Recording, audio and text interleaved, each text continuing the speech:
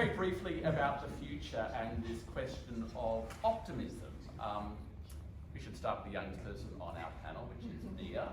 Are you optimistic for the future? Are you optimistic for how the Jewish faith will continue forward, based on your experiences with young people? Well, absolutely. And also speaking from my personal experience of joining this community so late, I'm optimistic that anyone can join the Jewish community in Melbourne, no matter what stage, no matter how they practice, how they plan to. There is such an accepted feeling. When I joined, I knew no one. I didn't have any Jewish friends. I went to an Anglican school, so the only Jewish people I knew were my mother and my grandparents. And so since joining, now I feel like any event I go to, there's so many familiar faces. Everyone has taken me under their wing, and I feel like for anyone wanting to join the community, even if it's much later on in life, there is a place for them. We have so many community organisations that want to help people, no matter what they want out of the community. If they want to be involved a little bit, if they want to be heavily involved, if they're religious, they're secular, there's a place for everyone, and young people are running these organisations, they're starting them. So it's not just people joining, it's young people inspiring, their little siblings to get involved when they grow up. It's everywhere at every level. There is still a lot of involvement, and there's a place for everyone, I've found. Viv, you have worked a lot with your community. You have been concerned about drug use amongst young people. How much is that an issue that weighs on your perceptions of where we're heading as a community, or where your community is heading, and where we're heading more broadly in Australia?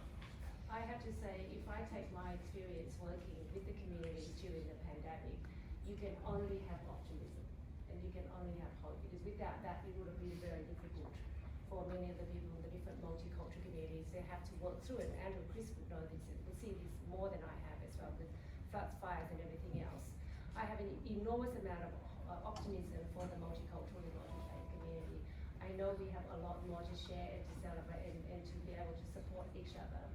What I am concerned about is that level of racism that still exists in our society here in Victoria.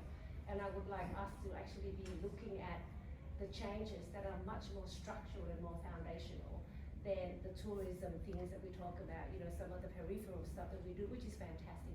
But I think we do need to look a lot deeper in our structure to even bring out that sense of optimism a lot more in our society. So very briefly, before we move on to Susan, you've raised structural racism. Let's just tease that thought out a bit.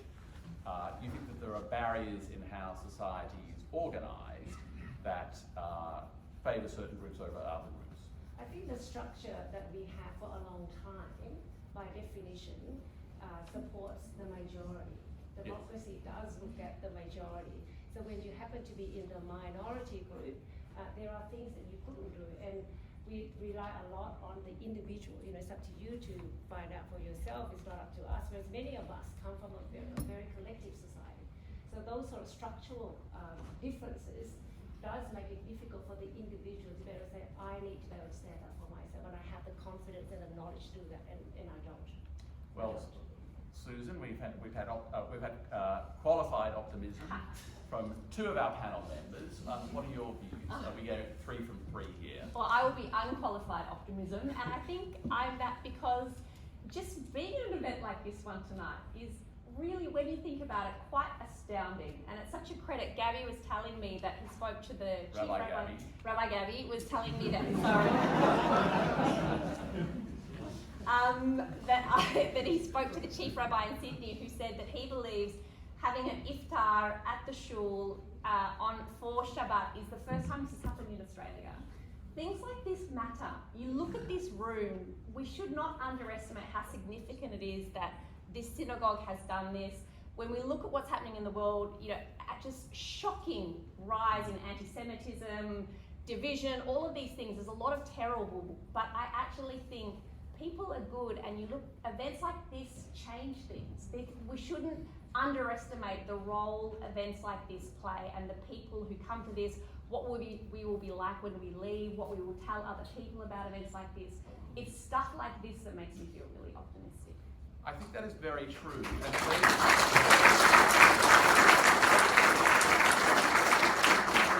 I was articulated something that I wanted to articulate myself about this event, and you encouraged us all to take a moment to realise its significance. And it's interesting that our dear friends and colleagues in Sydney were admiring of it, because I do feel that there is some truth to the contention that only in Melbourne could we be gathering in this way on a Friday night.